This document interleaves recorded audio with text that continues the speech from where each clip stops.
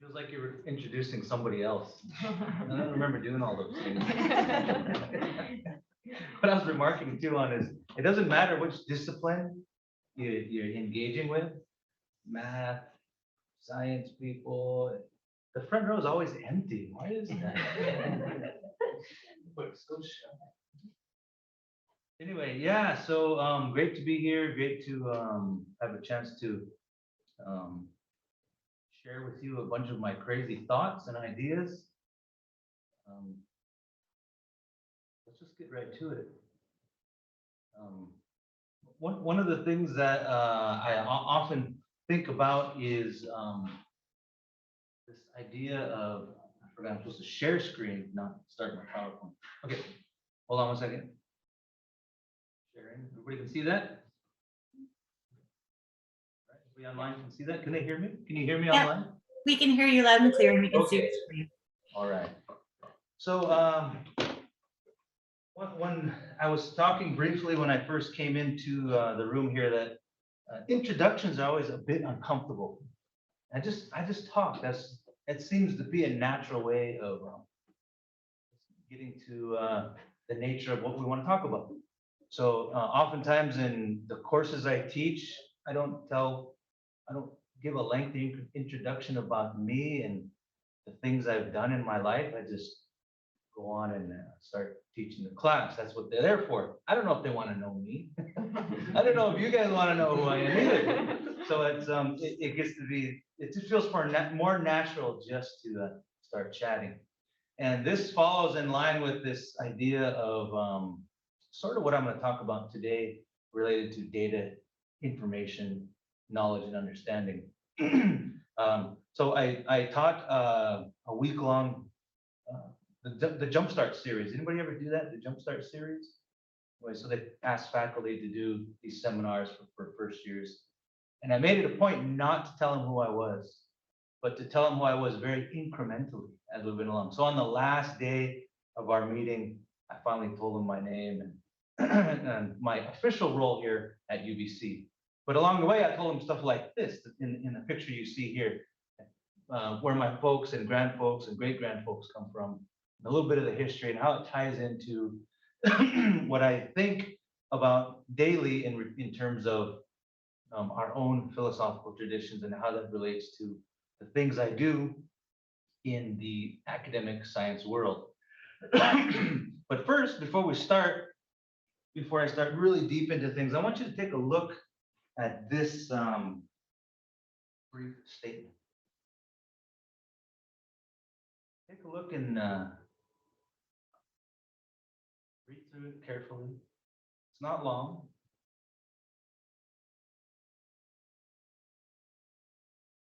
Actually, quite brief. And what jumps out at you in this very brief statement? You didn't know that you were going to do audience participation. Yeah, we have to. Yeah, I'm not going to talk for 50 minutes. We're going to talk together. What do you guys see in there? What jumps out?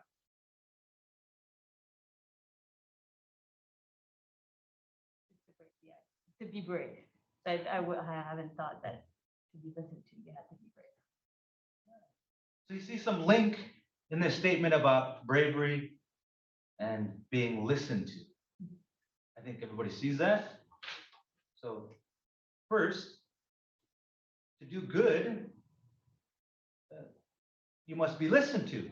So the pathway to goodness, at least in this case, from what this gentleman says, I think this was a depiction from one of the Jesuits who came into Montana around 1840 or so, and he wrote down a bunch of stuff that folks said at that time. And he wrote a note about this gentleman, indicating that he was one of the bravest warriors that he had encountered in the Rocky Mountains. And so he wrote some of the stories and some of the things that he said at that time. So he says, to do good, you must be listened to. So the pathway to being good is that people must listen to you. For people to listen to you, well, by golly, I guess you got to be brave. But what does that mean? It's all in the, what does all that mean? You feel like when you go to your classroom, people listen to you because you were brave? Or if you give a presentation about your research because you had some level of bravery? Yeah, I feel like people listen to confidence. Yeah, So, and even speaking up now, right? It's yeah. shy, you don't know anyone here. Yeah, the first person who broke the ice, Yeah. they were brave enough to say something. Brave enough that, okay, I better listen. Does coup mean like coup d'etat, like overthrow? Yeah, Like a military coup? well, no, not necessarily. And I didn't highlight that for a reason. I just didn't know if people would understand what a coup meant. So a coup is like a brave deed, like in the old days when this gentleman was alive. A coup would be like running up to your enemy and touching them without them harming you and without you harming them. That was considered one of the bravest deeds. A coup, counting coup on your enemy. So yeah, similar. So yeah, so this is I think it helps us to understand, or at least me, helps me to understand a bit about the philosophical commitments of some of my ancestors. That the pathway to this idea of being good are all related to this complex of folks listening to you, which is all predicated on the idea that you are exhibiting some sort of brave deed or some sort of brave characteristic. Yeah, so what does that all mean in this thing I'm talking about? I don't know. We're going to find out. So hold that thought, this idea, this pathway to goodness, and let's explore it a bit further. So who's heard of or know kind of generally what a code of morality is? Yeah, I mean, we know what morality is, right? So put that into a set of things that you follow, it becomes a code of morality. So today in this modern time, especially in academics, what's a code of morality? Who's a real moral person academically? What is a characteristic?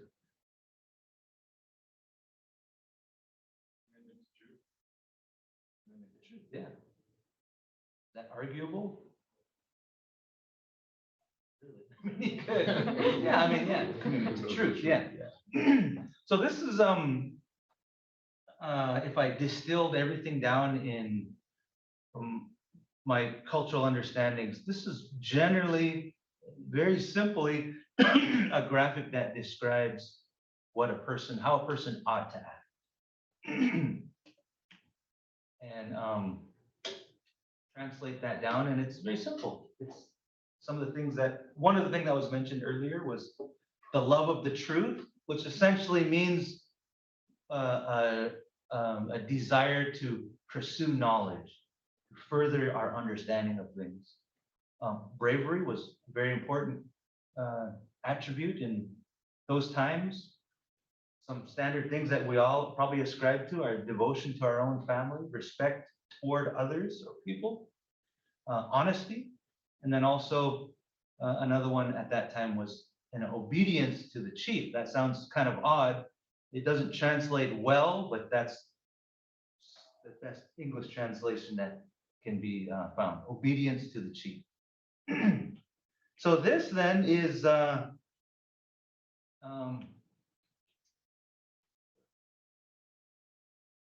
delay.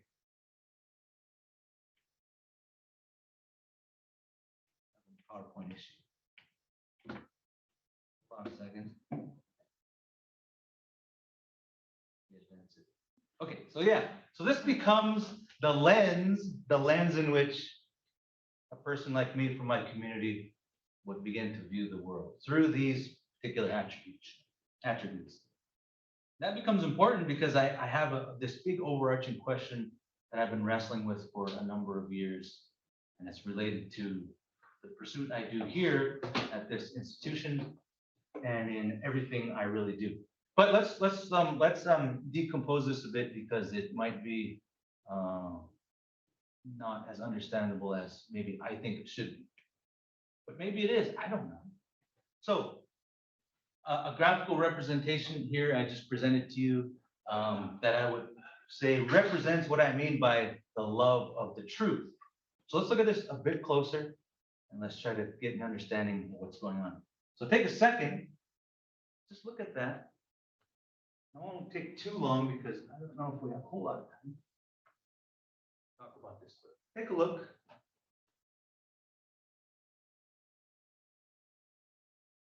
So the love of the truth, or constant yearning for knowledge.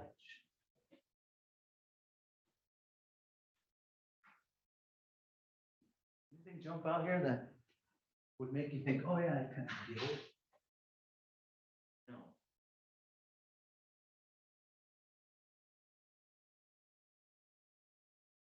Are you too shy? Yes, I see relationships yeah, in this photo. So like this relationship with the environment, between people. That's what's jumping out at me. yeah. I think most people can recognize that. So we see some mountains, animals, plants, and then some people kind of resting upon that. More figurative, more literally than figuratively, I suppose, in this case. But what is the other things that we see surrounding that image? Like a settlement and the sun. Settlement and the sun. Does anybody else see that? Yeah. Where's this? What's the settlement? This is a curious one. This one always gets a bit twisted around. And where's the settlement? For me, it was the X that I. Oh, okay. Same. Everybody said. Yeah. So yeah, that's a representation of the dwelling, which is customary in my part of the country in those days was the teepee. Teepee, so representative of a community or a social group, in a way. And then the sun, right? So what do we know about the sun? What is the one thing that we all share in common, no matter where you're from, no matter what part of the globe you live in? What do we share in common about the sun? That's the face of the day. That's the temporal marker of everything. What else? Seasons? Seasons, yes, temporal, yeah. What if we didn't have the sun? Nothing would grow. We'd all be dead, pretty much. Yeah. It's essentially the reason why we live. I don't know. You buy that? Should, right? Yeah. We could replace the sun with something else that we manufacture and build, but I don't know. I don't think we can do that. But yeah, it's the thing that sustains life. So in the cultural traditions in my homeland, the original tradition was that the sun was, in essence, was asked for things because it was recognized as the provider of things. Lack of a better word, that was the thing that was often prayed to or wished upon, but not all the time and not exclusively. My folks, the people in my territory also recognize that there was also gifts given and life provided from the landscape. So wishing for things, praying to things also occurred to terrestrial things, such as things I show there, trees, animals, landscapes, because they were recognized as givers of life. So why not ask those things for more of the things that make our lives easier? Okay, I think we're kind of figuring that out. So you can see the arrows, right? So the giver of things. If we didn't have the sun, those arrows would disappear on the outside. We didn't have, or then the community as a whole asks for things from the landscape and also from the sun. Okay, seeing that, following? Okay, I think I had some things that go along. Oh yeah, what about this though? This is the one, I'm curious as to what you think about what's happening in the middle there. Is the blue maybe language that comes out of us? Those looks like some Chinese character to me. Yeah, I could see that, yeah, possibly. Any other ideas? I'm expecting a lot of you guys. Okay. I have high expectations. Maybe the work we do And then as reciprocation, we get love. Yeah, I see that.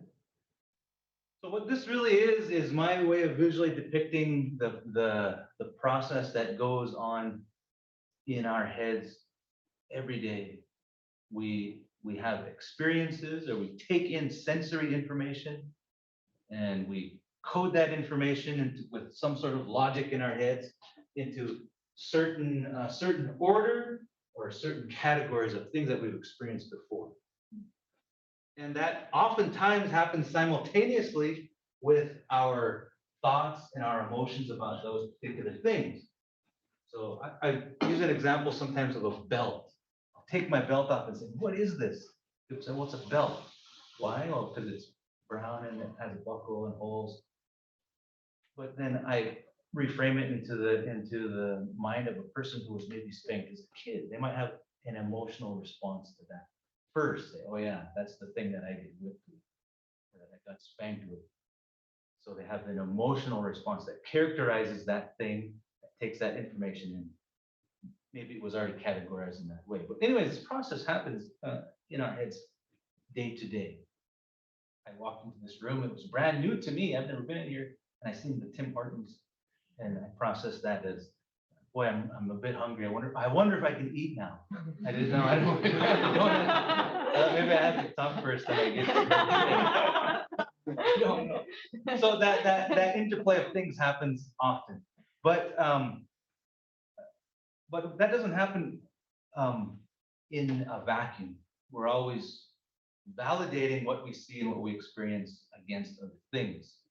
So in this Hey, case, Shandin. yeah, yes. So I noticed that one side is blue and has sort of straight lines, and the other side you've sort of described as pinkish, and it's all curves. Yeah. Did you do that on purpose? Sort of, but yeah. So the blue side representing order and logic and categorization of things. Yeah, so yes. The heart symbol is not really a symbol that is native to this land. It came from overseas, I think. So the representation of the heart is new, but the spiral is a symbol indigenous to this area, which essentially means that the process of thinking and feeling. Yeah, thanks for that. Yeah. Subconsciously, I probably thought about it, but Well, and also, it looks like one is with females and one is with people who identify as males, but I don't know if you meant to do that either. yeah, these are images I reproduced from historical ledger drawings and rock art in the style of the late 1800s. Okay, you good? Yeah, thanks. Okay, yeah, all right.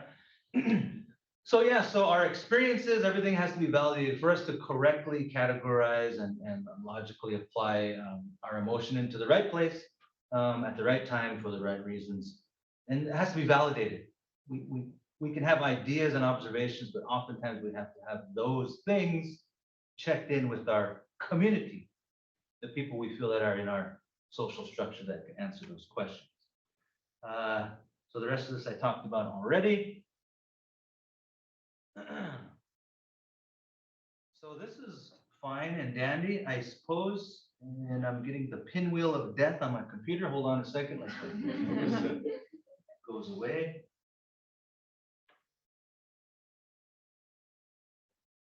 I'm not, is anybody monitoring the chat? If there's a question in the chat, I'm not monitoring it. I'm sorry. I'm monitoring the chat, Dr. Pete. Oh, good. Okay.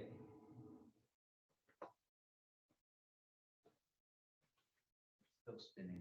So, what I'm trying to, I guess, what I'm trying to do is I'm trying to build up to this idea of trying to give you an idea of what a traditional Salish philosophical commitment is. And I wanted to, and I jumped ahead because of the pinwheel of death. I wanted to illustrate very firmly that The reality of today is far different. So indigenous folks like me, a lot of this quest or this love of the truth, the passion for that might still be there, but the original structure, the pathway to understanding and knowledge has been disrupted in the past 200-300 years. So today a lot of our folks go to school just like any other people. A lot of our older generation had such a bad experience with religion in boarding schools. So today that influences how we see and interpret the world. So today you'll see a lot of indigenous people commodifying wildlife, of course, engaging in agriculture, which was never an original pursuit, at least for my people, but for others it was. So trying to illustrate the idea that this has been disrupted a bit. It's not the original. So I want to take our head out of this romantic domain of the indigenous sphere where there's this peaceful and functioning process of philosophical commitments. It's disrupted, and we're currently in flux and adjusting. So further, just to demonstrate this more, here are the aboriginal boundary of the 3 tribes that are located in the area where I come from, which is Arlee, Montana. So you guys see Vancouver? Arlee is roughly right here. Right about in the middle of the yellow region for those who are online. So this was pre 1700s, I suppose, the Aboriginal territory. So if we march forward in time, and I don't know if I need to demonstrate this, I think everybody well knows what happened. That territory was diminished. This was from the westward expansion of other indigenous tribes from the east, pushed west from the colonial pursuits of things happening in those states to the east. So even before we've seen any non-indigenous folks, we're already feeling the effect of this land closing in on us. As we move forward in time through various treaties, the land was further reduced. And then finally, at about the 1910 or so, 2 plots of land were reserved for 3 tribes who occupied all those territories. Going further, about 1920 or so, a big chunk of land was taken away again, which this is what had remained for the 3 different tribal groups. That was further subdivided, and I think you know where this is going to go, right? Yeah. Subdivided into individual plots for individual indigenous tribes, individual people, further subdivided more to the Homestead Act to non-indigenous folks. So this is the land where I come from. This is Arlee right down here. So everything in green and yellow is tribally owned land. Everything in the cream color is now in the hands of non-indigenous folks. This was 1910, 1912 to 1921. Again, more individual land subdivided, and then present day is what my country looks like now. So you can imagine how that would affect this structure of this pursuit of knowledge, the love of the truth. How do you think that would disrupt that?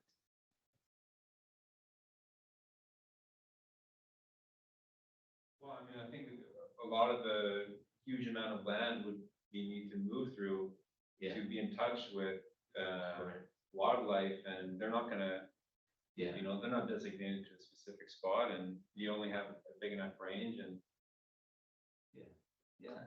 So the processes of nature continue to churn. But if we're pulled out of that process, then we become, through every successive generation, less familiar with that process. So that's a visual depiction of what it is now. So this is pretty bleak. I mean, I'm getting a bit depressed. But there's more depression coming. You guys ready? Here we go. Okay, we'll walk through this because I want you to fully understand what the indigenous reality is.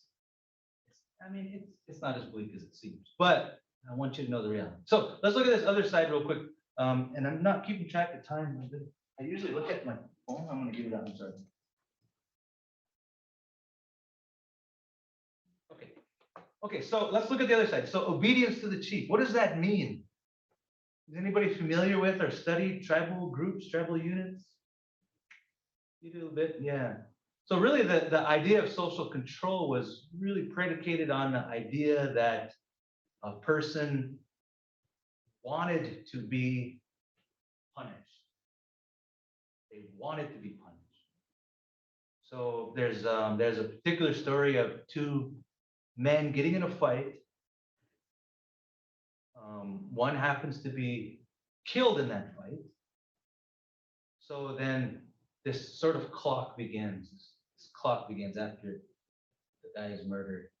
So the one who did the murdering, he has a choice because he knows what the punishment is. If the family finds out that this guy's been murdered, the family has every right to go and kill him. If, and only if he doesn't get to the chief first. So the clock starts, he wants to get to the chief as fast as he can to confess his crime because he knows it's a crime. He shouldn't have escalated to that point. So when he gets to the chief, he admits and confesses his crime, at which time the chief says, okay, you need X amount of lashes. So the community, the tribe would gather around.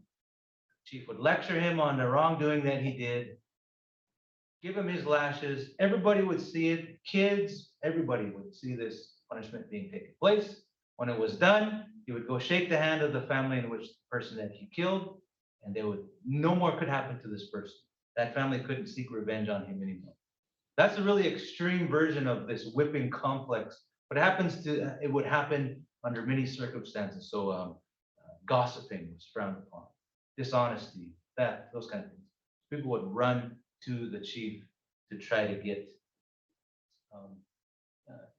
whipped for the wrongdoing that they did. So here's a statement that around 1860, one of the chiefs, at this time, the Jesuit priests were trying to say, okay, we need to build jails and prisons for your people that are doing bad.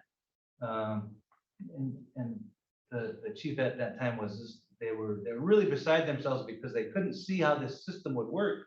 They say you put them in a jail, and in 60 days they'd be free. They didn't really receive a punishment. They're just kind of laying around for 60 days while we're feeding them. There's no punishment.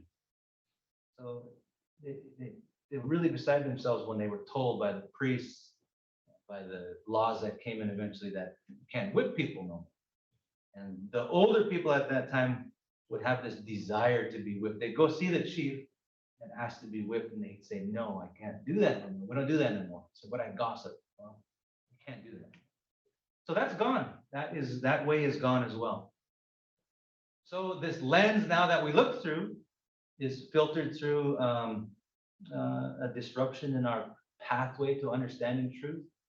It's also disrupted by new laws and rules that at least probably about 4 generations back of my people they weren't accustomed to these laws and rules. Additionally, what do you think happened to this idea of bravery? Think way back, maybe think of some crazy Western you've seen that was highly stereotypical at that time, wild Indians running around and cowboys shooting around. What was a form of bravery back in the 1800s? Well, I think in order to want to have less violent conflict, in the end, a lot of men would have maybe felt emasculated because how do I, demonstrate my bravery? Yeah. So with the new laws coming in, you can't have conflict that we were accustomed to. Number one, there's no land anymore to even engage other tribal groups in that kind of conflict. And the kind of conflict that happened at those times was not necessarily a lot of death happening, but it was this counting of coup, these war games, or see who could get closest without getting hurt. See who could steal horses from your neighbor without them knowing. So there was not a lot of really violent violent warfare. It only happened when the gun came in, resources started to become scarce. That's when really the violence started coming. So yeah, so that's been eradicated. So the young men nowadays and young women were all sent to boarding schools in which my mom reflects on her boarding school experience. She says, you know what? When I went to boarding school, I learned how to lie, protect myself. That's devastating for a whole generation and generations of people. That idea of learning how to lie, to deceive, to protect yourself.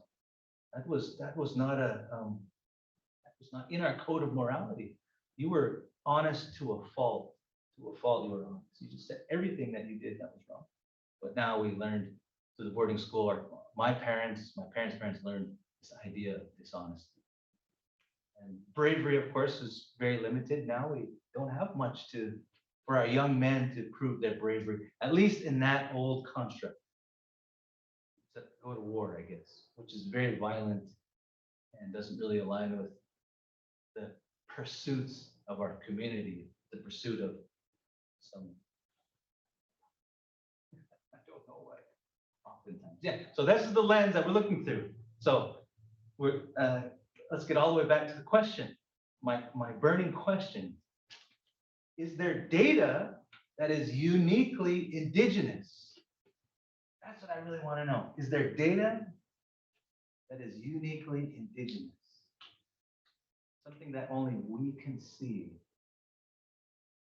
Me as an indigenous person. What do you think? I assume so, because your perspective will determine what you pay attention to. And so that's like our unique experiences, right? So we definitely will have data that I am ignorant of even. Right. Right. So if I ask a mountain climber, is there data that's unique to you? They might say, yeah. I mean, who's the guy who climbs free climbs? You guys hear this guy? Anybody watch the documentary on him free? Oh, man, that's so scary. I can't even imagine. That is terrifying. Yeah. So I think yes. I think there is data that is uniquely indigenous. But what does it look like, and how does it inform this idea or this pursuit that I'm striving for in this academic institution? So the big question is that data even acceptable and welcomed here in an institution like UBC? Oh, I would hope so. But let's explore this a bit further. So, so data. So, anybody ever hear of the, what is it? DIKW pyramid, I think it's called. Yeah. Okay. Well, anyway, so in this idea of this pyramid, the pathway to knowledge, or the pathway from data to information, knowledge, and wisdom follows a certain pathway, and we can kind of put it in the XY space. Well, we're going to try. So if we think of data, then what are two things that we need to understand data that we're unfamiliar with? What are two things that we need to move along in a positive direction in this XY space to get to from data to wisdom? To see patterns. Yeah, some theories and lens to analyze that data through and find patterns and interpret. What gives us, what would you say allows us to, or helps us to see patterns?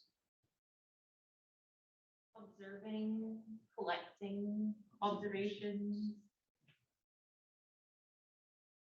So the two things we really need, what I call is a lived connection to data. And essentially contextualization of data. And then also we need some pathway to learn or to understand something, a facility in ourselves to take a phenomenon that's new and to understand it. So the convergence of these two, I think, help us to understand or to move from data, information, knowledge, and wisdom. Hey, I don't know. Shandin, Yeah, yes. So this makes me think, and I know that this is not necessarily an accurate description, but there's a story of when Cook first came to the islands and their ships were out on the horizon. And the people that lived on the islands didn't see the ships because they weren't used to seeing ships. So they didn't know what to look for. And again, this is sort of romanticized, and I don't know if it's actually accurate, but is that sort of what you're talking about in terms of how they don't have the relationship with those ships, so they wouldn't see it? Yeah, in a way, yes. That's one example of something that's new. It's a new sensory input. If you've seen a pirate ship for the first time, and you don't quite know what that is, right? And you might be able to try to categorize it into something that is familiar. Yeah, so very similar. So let's walk through an example. Here's some data. You guys are, who's everybody in statistics here? Who's the statistics people? Almost everybody? You guys in the back, what are you guys? Computer science. Computer science, okay. So we're all kind of data people, right? Love to crunch numbers. We love it when things come out right. Error is low. So look at this data. This is brand new, right? So immediately, what are you doing? Where's the axes? Yeah, that's the first thing. That's the very first thing. Every time, what are the axes? What's the unit? What is this? I don't get this. Okay, so we need to contextualize it, right? Let's give it some context. And I just threw it all up at once. It's supposed to come out incrementally, but so there's some context. But still, you can take a bit of time to study that and say, all right. I see temperature on the Y. Looks like days. X. There's some legends that tell us different colors. They what do you guys see? I don't give it away. What is it? What do we see here? You could take a wild guess. You guys have stepped out of statistics and computer science into the world of hydrology. Pretty cool, huh? But it's familiar in a way, right? Because we're familiar with XY data, plotting data, patterns. We see some patterns, we see some things, but still a stretch to guess, even, right? Such a stretch that we would feel embarrassed to say because we don't want to feel ashamed to have the wrong answer, right? That's why nobody usually asks. I don't want to guess. I don't have enough information. If I guess goofy, then people will laugh at me. So let's give you even more information. Hyper-contextualizing this. And you could probably guess, maybe not. We're trying to walk up this ladder of up to understanding and knowledge. That's what this demonstration is. So really what this is measurements of water temperature at depth in the stream bed. So different intervals of temperature measurements at different times of the year. It's just showing that the source of water in that bed can come from two places. It can come from the surface or it can come from the subsurface. And as they mix, the different temperature signatures are displayed. So in this one here, we're seeing a strong signature of upwelling from the bottom, which is making this temperature signature very flat because groundwater is the temperature doesn't vary much. So that's we're walking up this into this XY space. I gave you some context, a bit more understanding. Do you think you're knowledgeable about it though?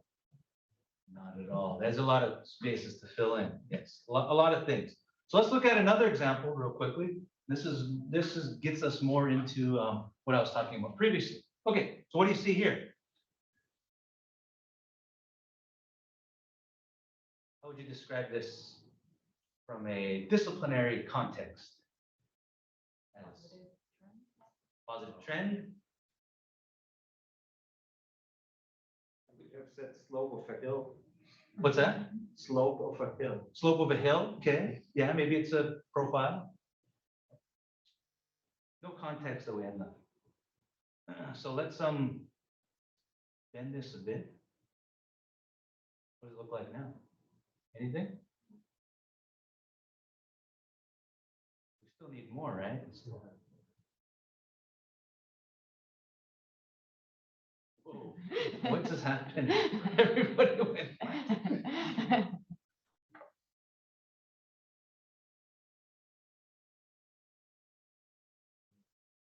Yes. So on the left is the scene from my house looking to the east. On the right is a scene I just pulled from a beach in New Zealand somewhere, just for the contrast. Right? So my thought is then about this unique indigenous data, and this is one thing I'm kind of exploring a bit, is people growing up here versus here, do they perceive the world different? Do they climb up this ladder of understanding differently than the person growing up in the mountains with a different sort of horizon? I don't know, but you know what? This appears in traditional designs. So in America, people, tribal groups in the Rockies, they'll have a particular pattern that I wouldn't say emulates the Rocky Mountains or emulates mountains, but it has a certain geometric form to it. Whereas in the plains, they come up with a different sort of pattern. And I can't quite put my hand on how it's different, but it is different. And there's some art scholars who really study these kind of things. So I wonder then, man, how different are we really based on our geography, based on our upbringing, how we purpose the knowledge that we gain? How different are we really? I don't know. It's upsetting to me that I don't know. I want to know. I feel very much like the rest of you as academics, that we have something to gain in a certain manner, right? We generate a hypothesis and we test things, or we do trials to make models run better. We measure things to try to discover a phenomenon. That's all familiar to me. It's all familiar to us academics. But how does that change, and when does that change based on where we come from? I don't know. But I want to know. I want to know your experience, and I want to know how that drives what you discovered. Same with all of you. I'm so curious about it. I don't know if it does or not. Yeah, so this pursuit here at this particular institution is that there's this Truth and Reconciliation commission that says certain things have to happen to right the wrongs from the past. And a lot of those things manifest themselves in the Indigenous Strategic Plan here that call for Indigenous content in your programs, or at least one class, I think, is one of the actions. One class that's of Indigenous content. That's challenging because how many Indigenous faculty do you have in your department? Statistics? 0. Computer science? I think 0. 0. Yeah. So then that puts the weight on you all, and the emerging faculty to figure out, well, how am I going to do this? Well, the recommendation you get, well, read a lot of books, attend events, observe what happens in these communities, try to figure it out. But is that enough? See some no's? Yeah, I mean, I don't think so. I don't think it is. It took me 48 years to really understand my own people. That's how old I am. I'm still understanding different facets of our own cultural pursuits and what's important in our lives. Each generation that comes in has a different pursuit, but the pathway to that is really what's important, I think. And we can't read it in a book. It's something we just have to live. But that doesn't fit in this academic institution, I don't think. We live academically. We don't live cultural way from the folks that I've shown in the first slide, my grandparents and great-grandparents. So I question often is how in the heck are we going to ask non-Indigenous faculty to do this work when I myself have a bunch of questions about how I would do it? So I don't have great answers, but I'm getting towards something that might help us to move along that path. And that's, how do I move along this pathway from data to information, knowledge, understanding, wisdom? I think there's more axes here that come to play. I don't think it's this straight linear process. I think there's more to it, and it really relies on what kind of data we have, what's the classification of that data, and really at what time scale are we looking at? Because our time scales might be different. My idea of time might be different than your idea of time. Maybe you're very punctual and on time every time. Maybe I'm more laid back and say, well, it'll start when I get there, and I'll get there when I need to be there. Not necessarily like that all the time, but sometimes I am. I think, well, is it really important that I'm there right at 5? If you have reservations, yeah, you should be there at 5 because they might get canceled. So, I don't know. This idea of time is a strange one. And I think it's vastly different. How? I don't know. That's maybe for another lecture or another talk. So this is where I'm at. You guys are on the edge of what I'm trying to illustrate. And I don't know if I've made a lot of sense in my ramblings so far, but this idea of context and data and how they overlap is interesting to me. And I can see how some of these things fit into these overlapping categories. So data without context was the example I gave to you. Although there was some context there because it's kind of in a graph space. But we didn't have a whole lot. So you could kind of get to where it's at. But oftentimes we have data that overlaps with the context that we're totally unfamiliar with. If somebody handed me some climbing ropes and some climbing implements, I would be lost. I wouldn't know where to start. I know what a rope is. I know what little spiky things that you might stab into cracks in a rock. I kind of familiar, but largely that stuff's inaccessible to me because I have no context for it. I don't care to climb mountains in that manner. And oftentimes there's knowledge that's static. It remains unchangeable because there's no new data. And that's how I see a lot of things related to indigenous matters, is that it's stuck in a time period, especially for those who don't engage in it. You only see one snapshot. And if you read a book, you kind of get an idea, but you don't really have new things coming in. There's research going on right now in my community. It's not written down. It's not in a YouTube. It's not accessible to you, but it happens and it follows this process. So some of it's inaccessible, but again, some of it, even our own community, is static. We don't change it because it's from the past and become obsolete to us. So I don't know what the answer is, and I have no big conclusion, except that this is becoming something that I'm trying to use to help my fellow faculty, students, anybody who wants to engage in indigenous content or issues in their course, no matter what it is, that you can follow some sort of characterization of what that might be and how well you might be doing it. So in this very simplified graph, which is of course always up for debate, is that I think if we can evaluate the nature or the strength of our relationship with data or things that we're unfamiliar with, and we can pair that with the purpose of our engagement, I think we can place what we're doing in some sort of XY space. That's just my idea. So I think this is the lower left box, I think, is largely where things have been taking place, where we're adapting or adopting things. So my community have adopted many things. We drive cars, we live in houses, we do 9-to-5 jobs, we live in an economy much like yours.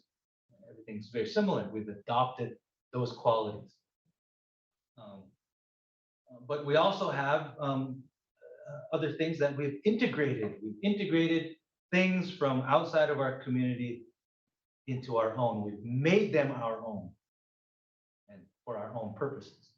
So if you think about this, imagine yourself, and I had an example, I had a lesson that I did on the p-value and how it relates to like a battle on the plains between two tribes. This was a long time ago I did this, and I looked at it and I thought, yeah, this is I don't know if I would do this again like that, because I was very kind of an amateur, I guess, in a way, in my thought, and I was using very stereotypical ideas to get to a point. And I thought it'd be neat to see where people would put this lesson in this space. But who's tried to teach Indigenous content or has intersected with it at all? Yes, where would you place that on here? Curious.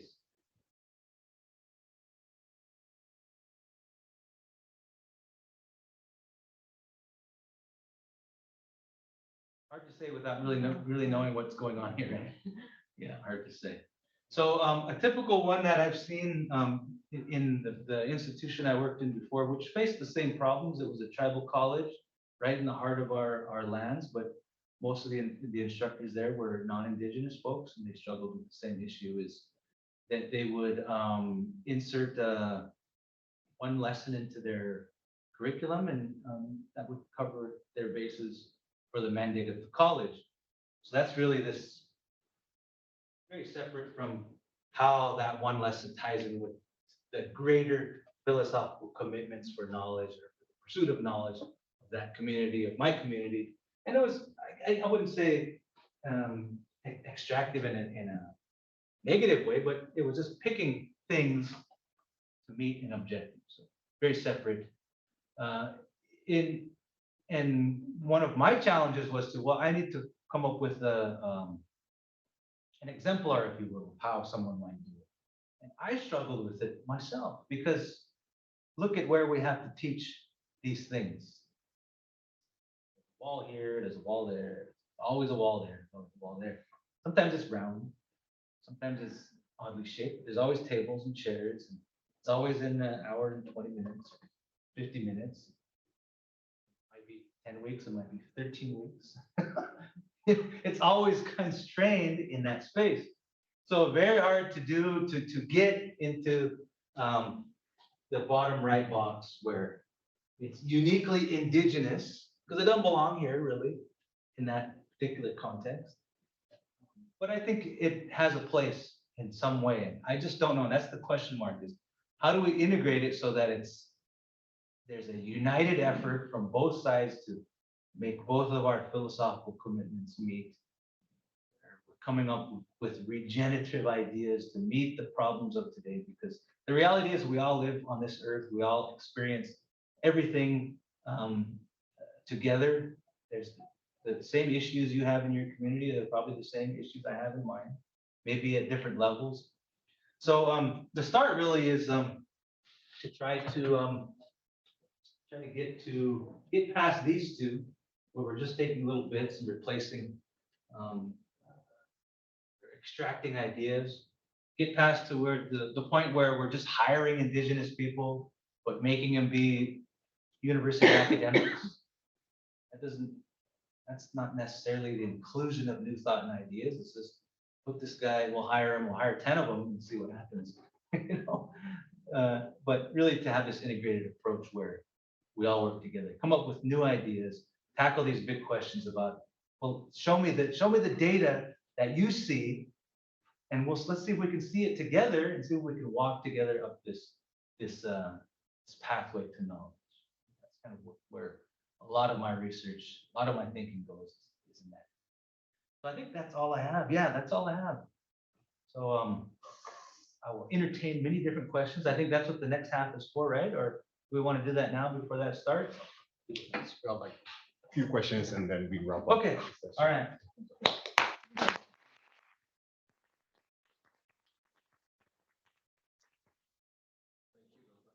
And I'll open the floor for 1 or 2 questions so that we can wrap up this online person. We can get to the donuts. Yeah. Yeah. How would you define Indigenous? There's Indigenous Europeans, the Sami people, that are sort of industrialized and live a more communitarian life. There are, the Musqueam people here who work with, have lawyers and have consultants that are scientists that use cutting edge science to regenerate their streams, that have housing projects. And so, when we're using the word Indigenous, are we also kind of, is it implying a certain way of communitarian way of life, less industrialized way of life, or? Yeah, I think, I think of it in those terms. I feel like I'm forced to use the word indigenous when I moved to Canada. I don't know why, because everybody uses it, well, I guess I better use it too, I kind of conform.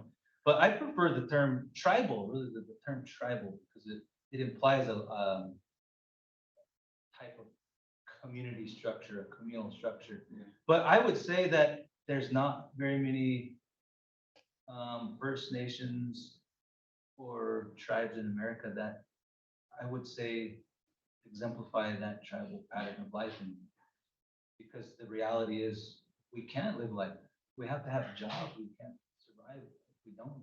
So we have to engage in an economy that doesn't suit a tribal lifestyle. So that's a very critical lens on what I feel a tribal lifestyle is. So the four pictures I showed at the beginning, the ones who lived the true tribal lifestyle are probably only two of the ones in the picture, and those are from 1700s, early 1800s. I can't go back to it. So that idea, yeah, I feel forced to use the word indigenous. But I think that idea of tribal is a global concept. It's not strictly the Americas. I think every cultural group, every society at one time lived that way. So this is not exclusively just about, when I'm talking about it, I talk from my experience, which is my own travel group. I think it's a global phenomenon. Yeah. I don't know if that answers your question. No, yeah, I totally, there's how the villages in the Philippines are changing with globalization. Yeah. My Nigerian friends I talked to being in Lagos, this huge mega city, and then, you know, going back to family in their village, and it's just a similar dynamic. Yeah. Yeah, It is. tribal, communitarian life. Yeah.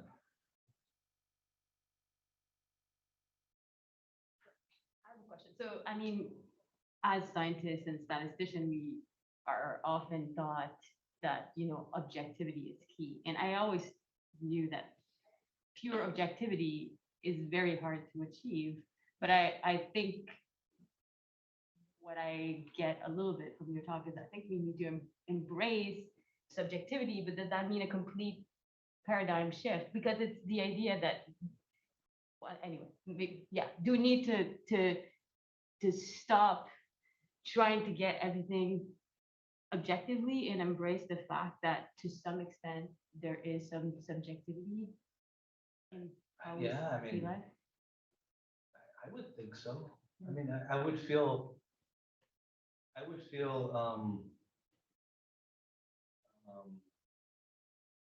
braggy if I said I could be objective. Because that's something it's beyond human, it feels like, to be not objective. Yeah. I mean, there's an old academic guard that would argue, oh, no, I'm objective. Right away, by the way you're talking, tells me you're not. I mean, we're humans, man. We're inherently influenced by our upbringing. Even the picture I showed with the horizon, I don't know if we can cancel those things out. I don't think we can. I mean, we can be ethical in how we approach things, and we can be honest about why we're approaching things in the way we do. And I think that speaks more volumes than trying to be objective. I'm approaching this research because of this, for this reason. I think a person can be as objective as they want. I think that's just elevating the honesty and ethics piece. Where humans, our brains, I mean, we could have robots run the world if we want to be truly objective. But even then, we got to program Yeah, them no. to be a certain way. Yeah, I mean, it just flushes the creativity down the toilet when that's what it feels like to me. Yeah. And I've held that belief from the get-go, and that's one of the reasons why I wanted to be in science. I think there's a way to do this without saying we're completely unbiased, completely objective. It just seems very odd. It seems like this is very odd. I think yes. But how is that more accepted in the field you guys work in? Or I don't know. I don't know. I mean, I think generally people, definitely when you learn at a lower level, is that you need to be objective. I mean, and there's tricks that help Yeah. remove biases, Right. like double blind or things like Right. things like that. But yet you always look at your data Yeah. and see the patterns that you want to see to some extent, you know? Right, yeah. Yeah, and I'd say if we're honest about that, that'd be a really interesting paper to read. I did this knowing that I wanted to see this pattern, and guess what? I seen it. And, oh, yeah, that'd be really interesting to read about that. Yeah, it's like the Rorschach, the Rorschach test. Yeah, okay. sorry. Random. Any questions online? I don't see No questions online right now, just a lot of appreciation. Okay, then join me in thanking Dr. Fitz once again.